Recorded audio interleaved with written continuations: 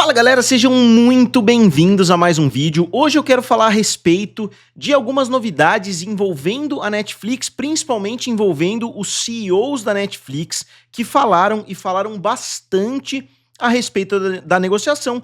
E como eu tô trazendo muita novidade envolvendo essa negociação, eu decidi trazer um vídeo para vocês. Hoje eu tô sem internet aqui na minha casa, então eu fiz várias anotações, eu assisti, a reunião de meia hora que eles fizeram em uma conferência lá com o banco, então eu queria trazer tudo que eles falaram, inclusive uma cutucadinha ali nos Ellisons. Eles falaram a respeito do Donald Trump, falaram a respeito de basicamente todos os aspectos desse negócio. Então, vamos lá! E pessoal, novamente eu tinha prometido para vocês, o vídeo a respeito dos prós e contras da Netflix. Eu fiz o vídeo dos prós e contras da Paramount. Muitos de vocês assistiram, mas muitos de vocês ainda não assistiram, então vou deixar o link aqui na descrição. E eu não vou trazer o vídeo hoje porque eu tô sem internet, como eu falei pra vocês, eu nem sei como eu vou lançar esse vídeo, eu espero que a minha internet retorne, mas de qualquer forma eu decidi passar esse outro vídeo na frente porque é um pouquinho mais fácil de fazer, de postar e etc. Então vamos lá, eu vou mostrar pra vocês comentários que eles fizeram de duas formas diferentes. O primeiro é um memorandum que eles passaram para os funcionários da Netflix. Então as pessoas que trabalham na Netflix têm, parece que um site, chama Stage 5, que é quase que um blog ali que eles soltam notícias, etc. E eles soltaram basicamente um relatório ali, alguns comentários dos dois CEOs, do Ted Sarandos e do Greg Peters, falando a respeito da situação, porque está acontecendo muita conversa. Eu imagino que dentro da empresa deve estar muito pior, muitas conversas envolvendo Netflix, Paramount, Warner e etc. Então eles decidiram fazer um comunicado, basicamente, informando os funcionários de como essa situação está hoje. Então eu vou rapidinho falar a respeito desse comunicado e depois eu quero falar a respeito do que eles falaram numa conferência. Novamente eles falaram por meia hora, eu peguei cerca de 2, 3 minutos ali, 5 minutos do que eles falaram para trazer aqui para vocês. Eu peguei as partes que obviamente são as mais relevantes. Então no memorandum eles dizem basicamente o seguinte: à medida que as notícias sobre nosso acordo com a Warner Bros. Continuaram nessa semana, queríamos mantê-los informados, o mais informado possível. Nossa posição não mudou. Acreditamos firmemente que a união de forças entre a Netflix e a Warner Bros. Oferecerá aos consumidores mais opções e valor, permitirá que a comunidade criativa alcance um público ainda maior com nossa distribuição combinada e impulsionará nosso crescimento a longo prazo. Fechamos esse acordo porque seu vasto portfólio de franquias icônicas, extenso catálogo e forte capacidade de estúdio complementarão e não duplicarão nossos negócios atuais. Então isso é uma coisa que eles estão apostando bastante nessa visão de que eles não estão simplesmente duplicando o que eles já possuem, que seria uma indireta para a negociação. Paramount e Warner, você tem um grande estúdio, você vai passar a ter 2 grandes estúdios. Eles estão tentando pelo menos usar essa narrativa de que na verdade eles estão expandindo a operação, comprando coisas que eles ainda não têm, como um estúdio de distribuição e assim por diante. Se vai funcionar ou não, resta a gente ver, mas é um dos argumentos que eles estão utilizando bastante. E pessoal, eu falei para vocês na semana passada sobre tentar bater 150 mil inscritos até o final do ano. Eu tava com cerca de 141, eu tô com 143, então surtiu um certo efeito. Se vocês puderem me ajudar, seria muito legal, Muitos de vocês que assistem os vídeos, eu sei que ainda não se inscreveram, então se vocês pudessem dar essa ajudinha, cerca de 50% de vocês ainda não são inscritos, Eu tive um crescimento aí de quase 2.000 inscritos nessa semana, e eu acho que é possível a gente conseguir atingir juntos essa marca dos 150 mil. Então, se vocês ainda não são inscritos, é fácil, rápido e de graça. E aí eles continuam: esse será um processo complexo que se estenderá ao longo do próximo ano, aproximadamente, e há muita coisa que não poderemos compartilhar, mas gostaríamos de apresentar nossas reflexões sobre algumas das questões mais urgentes que ouvimos desde que entramos em contato na semana passada. Então eles estão dizendo, desde que a gente anunciou, desde que a gente mandou e-mails, muitas perguntas surgiram e a gente está aqui para responder algumas delas. Se a resposta é satisfatória ou não, fica a critério de vocês, dos acionistas, mas eu tô trazendo aqui da forma mais, né, digamos assim, mais pura possível, porque eu trouxe basicamente o memorandum inteiro. Como nos sentimos em relação à oferta hostil da Paramount? Era totalmente esperada, mas temos um acordo sólido em vigor. É ótimo para nós acionistas, para consumidores e etc. Não vou ler passo a passo, né? Aí eles falaram: estamos confiantes de que os órgãos reguladores aprovarão o acordo. Acreditamos nesse negócio, no valor que ele cria, e estamos confiantes de que obteremos as aprovações necessárias para concretizá-los. Os fundamentos são claros, esse acordo é pró-consumidor, pró-inovação, pró-trabalho, pró-criador e pró-crescimento. Novamente, eu não argumentaria muitas dessas coisas que eles estão falando, mas aí você tem que levar em consideração que eles não estão falando somente da negociação numa bolha, eles estão falando da negociação em comparação com a negociação da Paramount. Então, nesse sentido, seria sim pró-trabalho, né? Porque a sinergia com a Paramount vai ser muito maior, as demissões vão ser muito maiores, e eles próprios já admitiram, né? Os Ellisons mesmos já falaram que eles vão economizar 6 bilhões de dólares, provavelmente grande parte disso em demissões. Além de analisarmos os dados da Nielsen, mesmo após a fusão com a Warner, nossa participação de mercado nos Estados Unidos passaria de apenas 8% para 9%, ainda bem atrás do YouTube e de uma possível fusão entre a Paramount e a Warner Bros., que chegaria a 14%. Isso eles estão falando de tudo, né? Televisão, TV a cabo, serviços de streaming e etc. E por que haveria essa queda? Porque eles estariam vendendo os canais Discovery, CNN, né, todos aqueles canais de televisão por assinatura, né, Food Network, HGTV e assim por diante. Então eles estariam dando uma enxugada na operação televisiva, uma enxugada não, né, estariam acabando completamente e venderiam essa empresa para uma outra.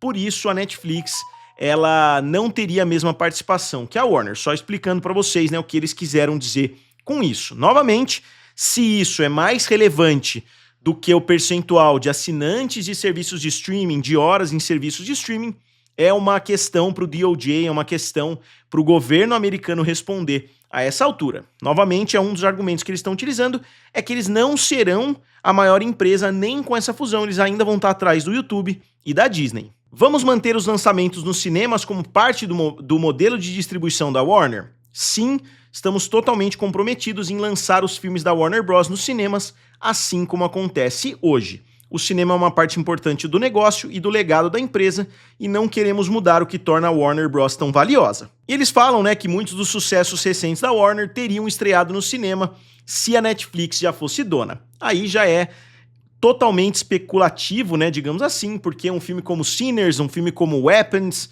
né, A Hora do Mal, então muitos filmes talvez não tivessem saído do papel. É muito difícil, né, você jogar esse joguinho, se eu fosse, se eu não fosse, mas de qualquer forma é o que eles estão falando, né? É importante a gente ver o que a empresa está falando nesse momento, até porque se no futuro eles não cumprirem com o que eles falaram, isso daqui tá tudo documentado, né? Eles fizeram uma reunião pública, tem um documento, se vocês quiserem depois eu mostro para vocês. E eles continuam, alguns acreditam que este é o fim de Hollywood. Qual é a nossa resposta a isso? Novamente, eu não acho que esse seja o fim de Hollywood de forma alguma, né? Isso foi muito falado quando as televisões foram lançadas. Pô, por que você vai assistir televisão, né? Por que você vai nas salas de cinema se as pessoas têm televisão em casa? Depois lançaram fitas cassete. Pô, por que você vai no cinema se você pode simplesmente comprar o filme e colocar ali num aparelho na sua casa? Depois DVDs, Blu-rays, serviços de streaming. E as salas de cinema continuam aí, não diria firme e forte, né? Mas tá aí a Disney com seu segundo filme bilionário. A Warner tomou a liderança e ficou na liderança praticamente o ano inteiro, trazendo muitos bilhões de dólares também nas bilheterias. Então, dizer que a Netflix comprando um estúdio seria o fim de Hollywood é uma afirmação muito exagerada. Novamente, né? Depende do caminho que Hollywood está tomando de forma orgânica, né? Porque as evoluções tecnológicas não param e, obviamente, o streaming acaba sendo uma opção viável para muita gente, mais viável, né? E, obviamente, outras opções, como a gente está vendo por aí, a pirataria ressurgindo, né, de forma muito forte, também em decorrência desse aumento de preço dos streamings. Mas isso é um assunto para um outro vídeo. Eles continuam que eles estão fortalecendo, na verdade, um grande estúdio de Hollywood. Novamente, é uma questão mais de semântica, né? Depende muito do que eles vão de fato fazer no futuro.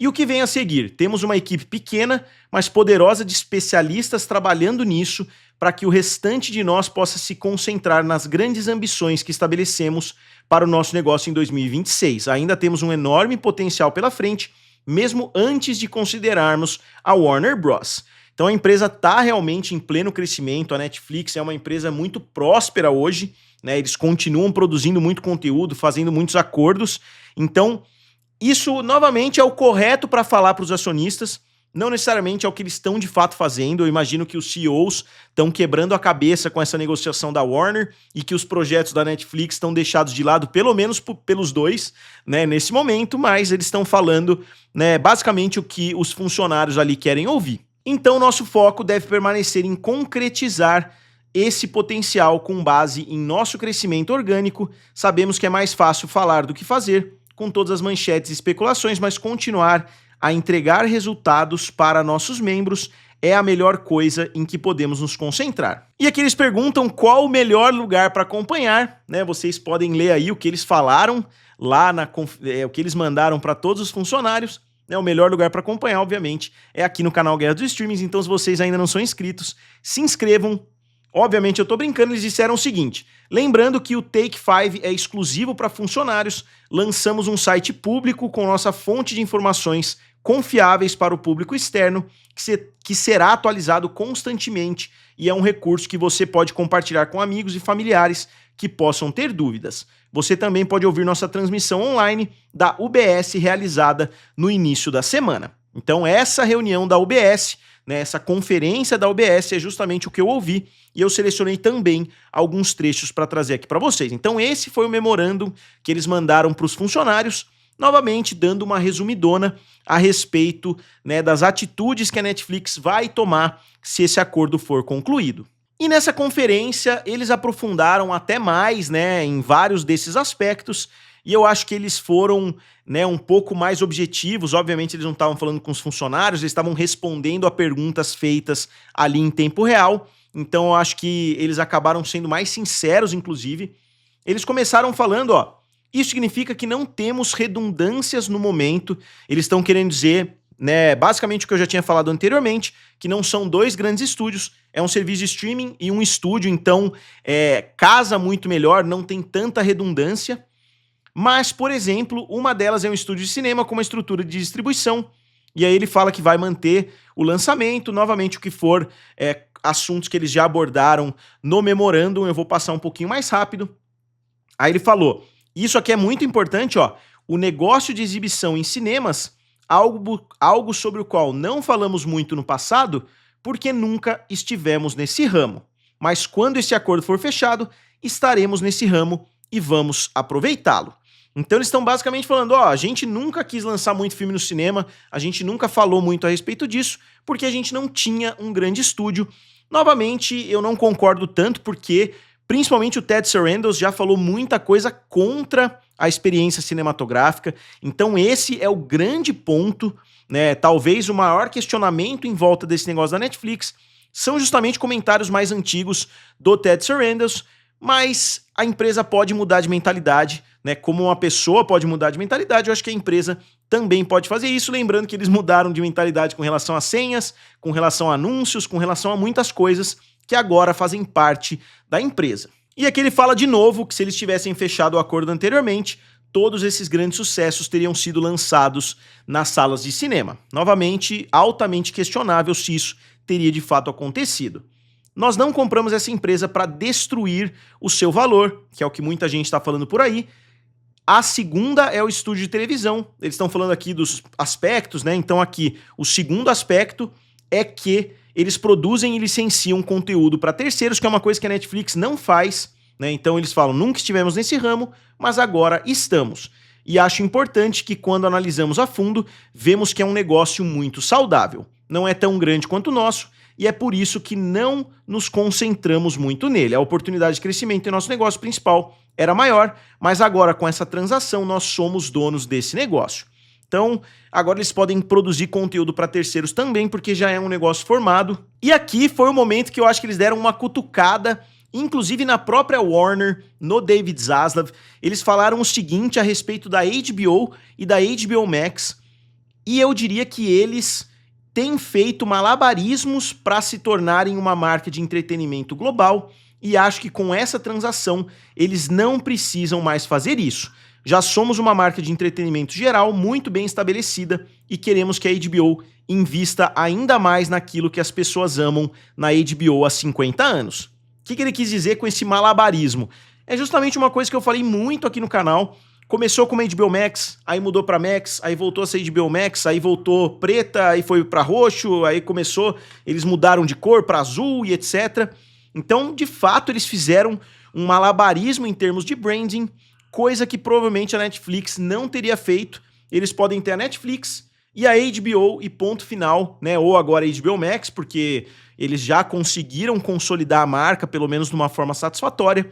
Então, é muito mais simples, a HBO pode focar simplesmente em produzir conteúdo e a Netflix fica encarregada, né, da parte tecnológica, da parte de marketing e assim por diante. Novamente, é o que eles estão dizendo. Eu não sei se isso vai acontecer. Eu gostaria muito de ter uma máquina do tempo agora para ver como essa situação vai estar daqui a 10 anos, mas não dá para a gente saber. É somente o que os CEOs da Netflix estão falando a respeito do assunto. Aqui eles falaram novamente dos órgãos reguladores, né? Falaram basicamente o que eles já tinham falado no memorandum, né? Que é um acordo vantajoso para a inovação e que agrega para o consumidor e etc. E aqui eles falaram mais especificamente do Donald Trump, porque foi perguntado abertamente. Eles falaram, e a opinião do presidente? E eles falaram, acho que você deveria pensar que o presidente se importa profundamente com a indústria americana e que ele adora a indústria do entretenimento. Conversei com ele muitas vezes desde a eleição sobre os diferentes desafios que a indústria do entretenimento enfrenta. Ele definitivamente entende a dinâmica do que acabamos de discutir. A televisão é um cenário muito amplo e as horas de visualização são provavelmente a melhor maneira de capturá-lo. Então eles estão novamente falando, ó, não liguem para número de assinantes, liguem para horas assistidas, que novamente não é um ponto tão errado assim, né? Se você quer falar em monopólio, se você quer falar em controle demais nas mãos de uma só empresa, você tem que levar em consideração todo tipo, né, de visibilidade, digamos assim. Se a pessoa está assistindo uma novela no meio da tarde, se ela está assistindo o jornal na CNN, se ela está assistindo a CBS lá, aquelas séries de crime, etc., a pessoa está assistindo. Então, eu acho que é sim um escopo muito grande que eles podem analisar. E ele continua, né, que o Trump entende o que eles estão fazendo, geraram 140 mil empregos entre 2020 e 2024, eles gastaram 125 bilhões de dólares, e aqui é uma coisa muito importante, um ponto muito favorável para a Netflix, que é, eles fizeram 1000 projetos originais. Isso porque a Netflix existe há muito pouco tempo, né? Você pode questionar a qualidade dos projetos, totalmente justo, né, questionar se os projetos são bons ou ruins. Novamente, eu acho que tem também um espectro muito grande, tem projetos péssimos, tem projetos muito positivos. Eles falaram bastante daquele programa coreano lá, do 100, que são 100 caras fortes ali disputando. Eu achei um reality show sensacional. Eles já fizeram uma versão coreana, uma versão da Ásia inteira. Eles falaram que estão expandindo, vão fazer uma versão italiana, vão fazer em vários outros países. Então é o tipo de produção que eu acho que muitas outras empresas simplesmente não têm o escopo para fazer, e é um ponto que eles estão usando a favor dele, né, a favor deles nessa situação. E aqui, como eu falei, que eles dão uma cutucadinha nos Ellisons, né, ó, tem sido um ótimo centro de empregos e um ótimo centro de treinamento profissional. Muitas das nossas séries são filmadas lá. Aqui eles estão falando do estúdio no Novo México que eles compraram, que foi um estúdio que eles gravaram inclusive Breaking Bad e etc. Então continuamos investindo nisso e novamente acho que o interesse do presidente nisso é o mesmo que o nosso, que é criar e proteger empregos. Nossa fusão, na oferta que a Paramount mencionou hoje, os Ellisons estavam falando em 6 bilhões em sinergias. De onde você acha que vem essas sinergias? De cortes de empregos. Então, não estamos cortando empregos, estamos criando empregos. Novamente, questionável, né, se na soma de tudo isso, se no final da equação eles vão somar empregos, eu acredito que não. Eu acho que na média, né, eles vão tirar pessoas dos dois lados. Mas, novamente, é o que eles estão falando aqui. Nesse ponto, eu discordo. Eu acho que sim, eles vão demitir menos gente do que os Ellisons, mas eu acho que não ter demissão nenhuma é algo meio irreal quando você está juntando duas empresas que vão ter pelo menos algumas redundâncias. E esse é o ponto que talvez seja a base de tudo que a gente vai ver envolvendo a Netflix daqui para frente. Eles falaram que eles criaram uma base sólida, então eles criaram a base, né, em cima do, né, de ter conteúdo terceirizado e etc. Começaram a produzir os próprios conteúdos, então eles sempre esperam ter uma base consolidada para dar o próximo passo, né? Eles conseguiram bilhões de dólares através de assinaturas, aí eles falaram, bom, vamos começar a produzir nossas próprias séries. Produziram Lilyhammer, produziram House of Cards, aí as séries explodiram de popularidade, Stranger Things, etc. Eles conseguiram expandir globalmente, e aí quando eles expandiram globalmente, agora eles chegaram quase que num ponto de saturação, né, de volume de assinantes. Eles estão crescendo ainda, mas o crescimento já desacelerou bastante. Agora, eles já estão com mais uma base bem consolidada, eles estariam montando mais uma estrutura em cima dessa base sólida. E eu acredito que isso é também uma cutucadinha nos Ellisons, querendo dizer, ó, eles acabaram de comprar um estúdio, nem estão administrando ainda direito, e já estão querendo comprar outra. É uma forma de você criticar a outra sem ser tão direto assim, né? Só para resumir isso aqui que ele falou, então a simplicidade, lembre-se, começamos fazendo séries originais, somente séries, não fazíamos filmes originais naquela época, não fazíamos programas sem roteiro naquela época, não fazíamos nenhum original internacional naquela época.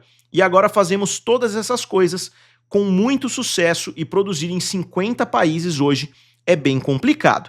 Eu acho que as pessoas subestimam um pouquinho tamanho do crescimento da Netflix nesses últimos 10 anos. É incrível a gente imaginar, né, que House of Cards, Lilyhammer foram duas das primeiras séries da plataforma, e hoje eles têm séries no mundo inteiro. Tem um monte de série brasileira, tem um monte de série coreana, tem um monte de série italiana, né, tem série alemã e etc. Dark, né, por exemplo, é uma série sensacional e é uma série da Netflix. Então acho que em meio a toda essa confusão, eu entendo muitas das críticas que as pessoas fazem à Netflix, mas eu acho que as pessoas acabam esquecendo um pouquinho, né, todo o trabalho que eles fizeram em tão pouco tempo. E aí, para concluir, o Ted Sarandos quis dar mais uma cutucada em todo mundo, né? Ele cutucou a Comcast, cutucou a Warner, ele falou: tenho algo a acrescentar, meio que quando a reunião já estava acabando. Todos os outros que foram afetados por essa transação reduziram seus gastos com conteúdo. Eles demitiram funcionários, cortaram custos, nós estamos investindo nisso. Como eu disse, estamos crescendo organicamente e nos aproximando dos 30 bilhões de dólares e queremos continuar crescendo. Isso aqui ele está falando do gasto total da Netflix com conteúdo, digamos assim, com criação de conteúdo. 30 bilhões de dólares é o objetivo deles, e comprando a Warner eles falaram que esse objetivo já vai ser basicamente realizado automaticamente. E eles terminaram agradecendo os acionistas, né, falando que muitos dos acionistas estão ali desde o princípio, cresceram muito junto com a empresa. Eles estão falando: confiem na gente, vocês que estão confiando na gente desde o começo, né, desde que eles criaram a empresa, continuem confiando que a empresa vai continuar crescendo, vai trazer valor, e assim por diante. Eu vou colocar o texto aqui, se vocês quiserem ler, né, do que eles falaram aí no final dessa mensagem. Novamente, só para resumir, né, tudo que a gente viu aqui, isso são comentários feitos pelos CEOs. Eu concordo com metade do que eles falaram, discordo de metade que eles falaram. Novamente, tem muito mais coisas. Se vocês quiserem assistir essa reunião que eles fizeram, né, nessa conferência da UBS, vale a pena, né, se você entende. Eu gostei bastante, eles falaram muito mais, né? Eu selecionei, como eu disse, cerca de 15% aqui do que eles falaram, então é muito bom para ficar inteirado no assunto. Eu vou mostrar rapidinho aqui na tela para vocês como fazer, se vocês quiserem acessar. Então, como sempre, o vídeo de amanhã vai chegar, né? Se a minha internet voltar, né? Se eu conseguir gravar aqui para vocês, eu vou fazer o vídeo dos prós e contras da Netflix. Muitos dos pontos, né, foram abordados já aqui, mas eu vou fazer tudo de forma um pouco mais organizada, né, um pouco mais coesa aqui para vocês. Então, como sempre, digam aqui nos comentários o que vocês acharam, curtam o vídeo e se inscrevam no canal. Valeu? E nos vemos em breve.